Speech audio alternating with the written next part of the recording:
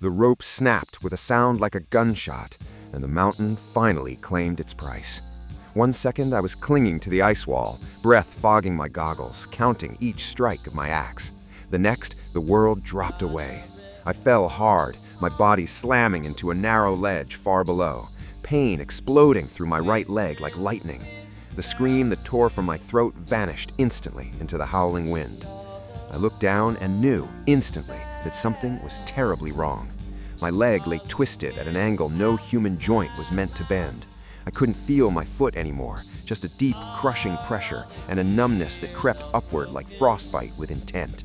Blood soaked into the snow beneath me, dark and spreading, already freezing at the edges. The radio crackled. "Do you copy?" my climbing partner shouted from somewhere above. I'm down," I gasped. "I can't move."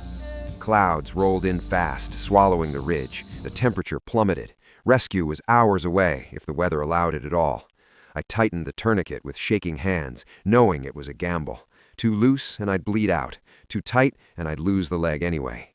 Time stretched cruelly.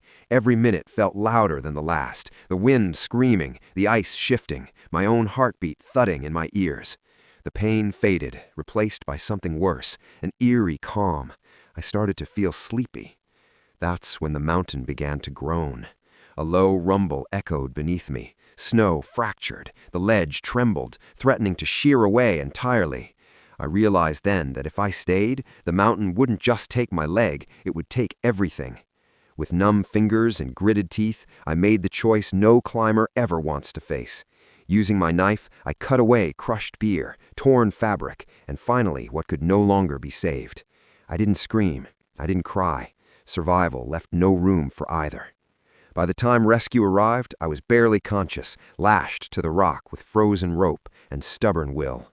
The doctors later told me the amputation saved my life. Now, years later, I still hear that snap in my dreams. Not the rope, the sound of realizing the mountain doesn't care how prepared you are. It only asks one question: what are you willing to leave behind to come back alive?